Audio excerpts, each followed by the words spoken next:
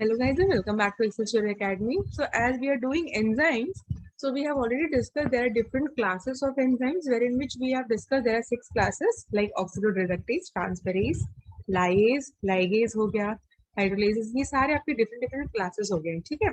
अब हम आगे बढ़ते हैं where we are going to talk about the characteristics of the enzymes.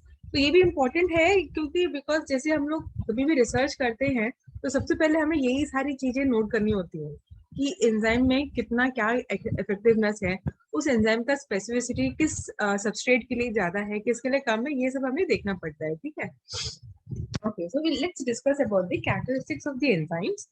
So the enzymes may possess many outstanding characteristics like colloidal nature. अब यहाँ पे इसका क्या मतलब हो रहा है? So the enzyme is made up of proteins and proteins are macromolecules, ठीक है? तो enzyme molecule are of giant size as compared to their substrate, of course. अगर इतना बड़ा अगर आपका enzyme है तो आपका substrate छोटा ही होने वाला है. Because of the size, the rate of diffusion of enzyme is low and they exist in colloidal form. Being colloidal in nature, the enzymes are non-dialyzable, although some contains dialyzable or dissociable component in the form of the coenzyme. See, इसका क्या मतलब हो रहा है? It means that कभी भी आप solution में जब आप एंजाइम को डिसॉल्व करते हो वो हमेशा सिंगल मॉइटी की तरह एग्जिस्ट नहीं करेगा पानी में, ठीक है?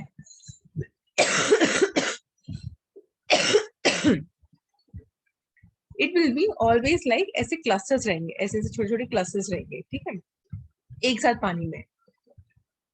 सो this I have taken already in the जो मेरा प्लेलिस्ट है जहाँ पे मैं न्यूमेरिकल्स एंड इंटरव्यूज की सीरीज चलाती हूँ उसमें मैंने ऑलरेडी सवाल पूछा हुआ है. तो कैसा होता है कभी कभी स्मृति की, सी मेरा सपोज एंजाइम 25 किलो डाल्टन का है, ठीक है? तो ये आप जब एसजीएस पे चलाओगे तो आपको 25 दिखा रहा है. कभी कभी क्या होता है आप जब जेल फिल्ट्रेशन चलाते हो तो 25 का आपको 50 दिखेगा. तो इसका क्या मतलब हुआ कि वहां पे दो हैं, ठीक है, 2 एंजाइम्स आर प्रेजेंट.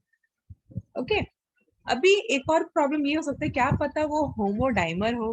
तो वो सब करने के लिए आप जब आप जेल फिल्ट्रेशन चलाते हो, जेल फिल्ट्रेशन में you can add reducing agents like BME या डीटीटी. तो कोई भी बॉन्ड या कोई इंटरेक्शन होगा वो ब्रेक हो जाएगा, ठीक है? तो उससे हमें पता चलेगा कि प्रॉपर एंजाइम का मॉलिक्यूलर वेट 50 है या 25 है. तो anyways when we talk about this chromatography techniques हम उसमें वहां डिटेल में और करेंगे, ठीक है?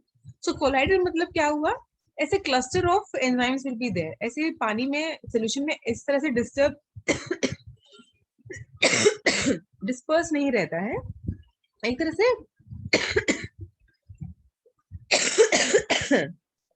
What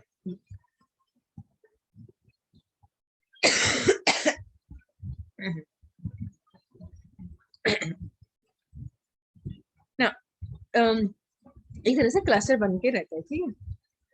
next, the catalytic nature और द इफेक्टिवनेस. सो एंजाइम्स आके बहुत ही इफेक्टिव होते हैं.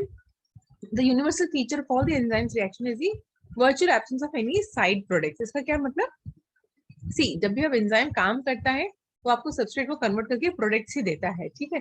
कभी आपने ऐसा नहीं देखा होगा कि एंजाइम एक्टिविटी डिस्टर्ब हो गई है या कम हो गई because enzyme is broken down, ऐसा कभी नहीं हुआ है, ठीक है? हमेशा आपको प्रोडक्ट्स ही वो दिया हुआ है, there is no waste product. Now, specificity of enzyme function. Enzymes are highly specific for both substrate as well as the reaction they catalyze. Of course, there are certain cases जहाँ पे enzymes will show specificity towards the other substrate also, but वहाँ पे क्या होगा फिर जो affinity रहेगी वो उसकी कम रहेगी, ठीक है? जैसे फॉर एग्जाम्पल ग्लूकोकाइनेज है, ठीक है?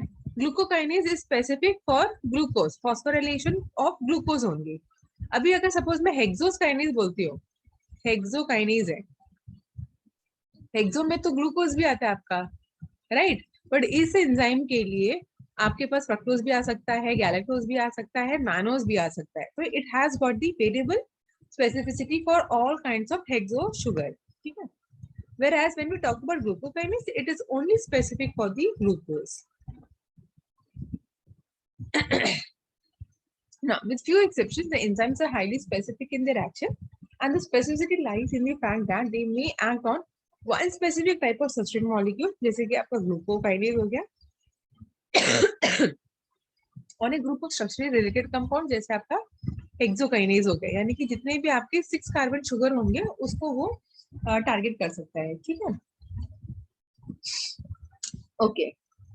Then on only one of the two optical isomers of compound और on one of the two geometrical isomers. तो इसमें क्या रहेगा कि हमेशा आपके enzymes ना specific रहते हैं. See, we already know that our enzymes are made up of L amino acids, right?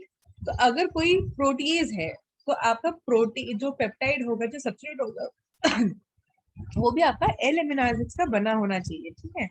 Very few cases are there जहां पे वो D amino acids को क्लीव करेंगे. ओके. एक और चीज हमेशा याद रखना, हम जब एमिनो एसिड्स की बात करते हैं तो L एमिनो एसिड्स की बात करते हैं. शुगर में हमेशा D शुगर रहेगा. ठीक है. डेक्स्ट्रोल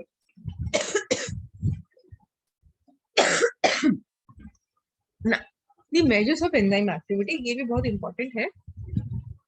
तो यही हम आगे जाके पढ़ेंगे कि लाइक कैसे हम इसको न्यूमेरिकल में कन्वर्ट करते हैं एंड कैलकुलेट करते हैं. ठीक है. तो जो भी रिसर्च करते हैं स्पेशली माइक्रोबायोलॉजी में जो काम करते हैं बच्चे, उनको ये स्पेसिफिक एक्टिविटी टर्नओवर नंबर या के कैट बहुत लगता है. बिकॉज माइक्रोबायोलॉजी में every time most of the time they actually go for the enzyme activity. कोई पर्टिकुलर ऑर्गेनिज्म है उसका अगर हमें देखना है कि किस तरह से वो वर्क कर रहा है या कितना अच्छा काम करता है वो enzyme for industrial purpose, we always go for the enzyme activity. So there are two ways by which you can measure the enzyme activity. First is the specific activity. Okay. So it is an activity of an enzyme per milligram of total protein. ठीक है. Enzyme activity हम क्या दे रहे हैं? Total protein का. सी, अगर मैं ये कहती हूँ 22 इसकी स्पेसिफिक एक्टिविटी है of the total 400 gram of protein, इसका क्या मतलब हुआ कि 400 ग्राम प्रोटीन में आपका सिर्फ इतना मिलीग्राम ऑफ एंजाइम है जो एक्टिविटी दे रहा है. ठीक है. It's not necessary that total protein आपका टोटल एंजाइम देगा. सो यू नो दैट कि पूरे प्रोटीन मिक्सचर में there are sometimes very few fraction of the enzyme which gives the activity. तो जैसे जैसे हम ये इसको एक मैं एग्जांपल दूंगी आगे जाके, वहां पे हमें समझ में आएगा कि किस तरह से इसको कैलकुलेट करते हैं. ठीक है. So it is expressed as micromole of substrate converted into product per minute per milligram of the enzyme under optimum condition. Micromole of substrate into product per minute per milligram. इस तरह से हम आपका enzyme unit भी mention करते हैं. So it is the measurement of the purity of an enzyme in a mixture of protein. तो suppose आपने क्या किया है, कोई भी प्लांट सेल लिया है. ठीक है. या टिश्यू लिया है, उसको आपने ग्राइंड किया. ठीक है. Now what do you have is the crude extract. Crude extract में we will check for the enzyme activity. तो आपको मालूम है दैट क्रूड एक्सट्रैक्ट में हमारे पास हर तरह के प्रोटीन रहेंगे जो साइटोप्लाज्म में प्रेजेंट है या न्यूक्लियस में प्रेजेंट है. बहुत सारे प्रोटीन्स रहते हैं but her protein is not enzyme. Right. तो वो हम करने के लिए suppose I go for the activity like starch की मैं एक्टिविटी के लिए जाती हूँ. तो स्टार्च के लिए कौन सा एंजाइम लगेगा मुझे? अमाइलेज. राइट. तो मैं अमाइलेज की एक्टिविटी यहाँ पे चेक करूंगी. तो मैं अमाइलेज एक्टिविटी चेक करूंगी. So what ever unit I am gonna get, it will tell me that much unit of enzyme amylase is present in the total crude extract. इतना समझ में आया स्मृति? Yes, ma'am. Then comes the turnover number or the kcat. cat यहाँ पे आपका catalytic efficiency के लिए है. ठीक है. So it is the number of substrate molecule converted into product per enzyme molecule per second. यहाँ पे क्या था? per milligram of the enzyme. ठीक है. यहाँ पे क्या है? पर एंजाइम, यानी कि हर एक एंजाइम के लिए हर सेकेंड में 1 सेकेंड में वो कितना आपको कन्वर्ट करके दे रहा है इनटू प्रोडक्ट. ठीक है. तो यहाँ पे हम एक रेस्पेक्टिव सिंगल इंडिविजुअल एंजाइम की बात कर रहे हैं, वेरएज यहाँ पे जो है मिलीग्राम ऑफ द एंजाइम की बात कर रहे हैं. ओके.